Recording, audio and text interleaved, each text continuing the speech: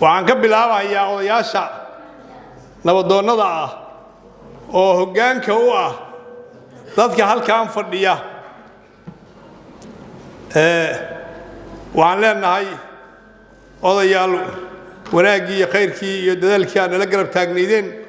waan idinkaga mahad celinaynaa sidaasoo kale waxaan qalbigayga uga mahad celinayaa oo maanta hormarinayaa gabdhihii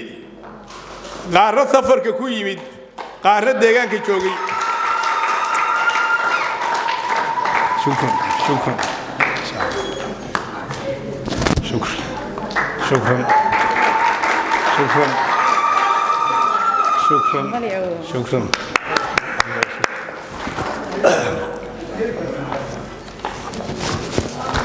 waayahay aad baa u mahadsantihiin gabdhihii qiimaha badnaa oo qaarna bannaanka ka yimid qaar xamar ka yimid iyo gabdhihii deegaanka joogay oo runtii qiimahooda iyo sharafkooda aan halkan ku soo koobi karin ayagana waxaan leeyahay jazaaka allaahu khayr idima ilaawi doono intaan noolahay wax wanaagsan baa samayseen si wanaagsan baa ii garab istaagteen sharaf badan iyo ammaan iyo wanaag baa iga mudantihiin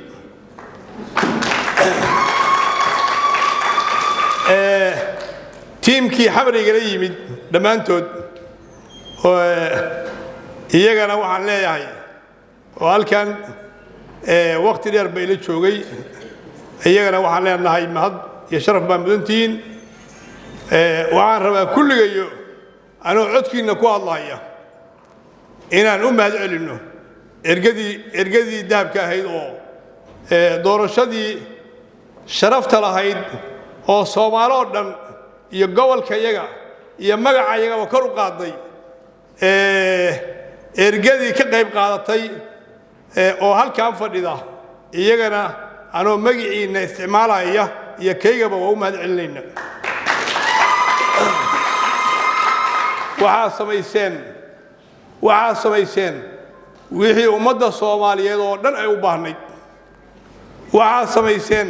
wixii deegaankan ummadda joogtaa ay u baahnayd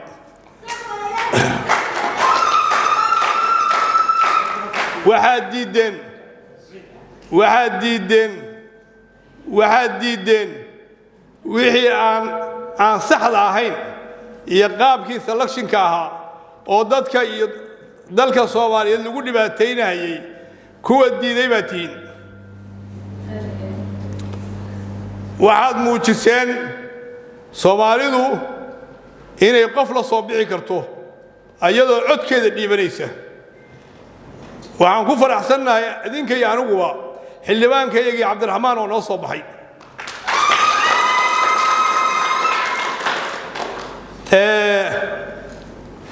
waxaan hubaa jaaniska annagu aan helnay inaan dad badan oo Soomaaliyeed oo kala duwan inaysan helin sidii annagu qalbiga iyagu raalliga u noqday inaan dad badan oo Soomaaliyeed raalli u noqon baan hubaa waxaan hubaa sida muuqaalka fiican leh dad badan oo Soomaaliyeed inaysan helin baan hubaa waxyaabaha oo cajiibka ah oo runtii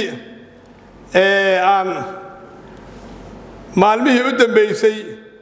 oo doorashada oo aan riixaynay madaxdayada aan ka codsanaynay annagu aan isdooranne waxa kale ha nala ka daayo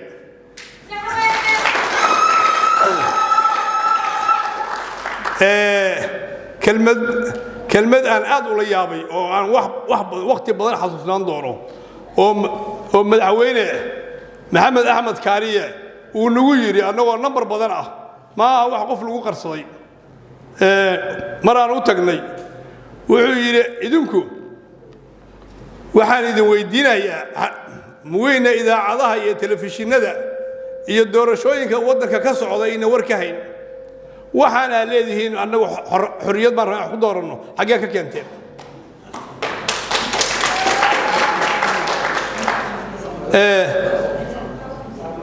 waxaa la yaab la noqotay madaxweynaha iyagii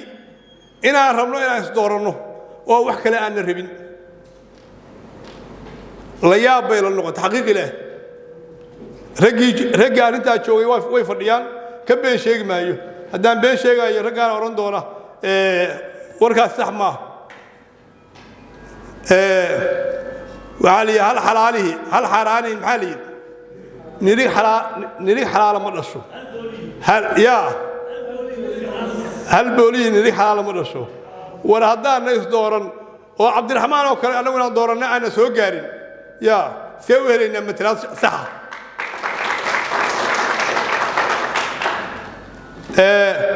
أنا وهدف بالهين أنتي أنا واكم ذا اثنين أنا هدف كي يقوليست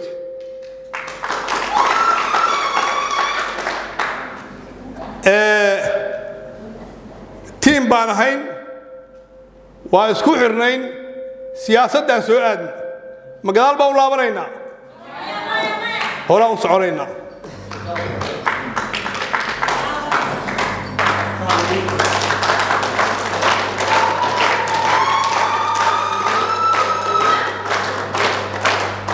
مرنا لقبا يابو انت النور هاي هجانكو اسبدلي كرا لكن تيمك يفكركو اسبدلي كرو هرا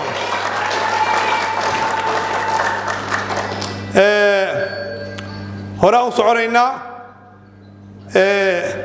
سياسة كرسي معها لما معها صدح معها ومدى الصومالية انه وحيرتها داد قلبي في عن داد ترى في عن داد حساب في عن داد دباتة يعقبها الصومالية هيستا حقال كاه وصوماليا دباتة قد بيربتا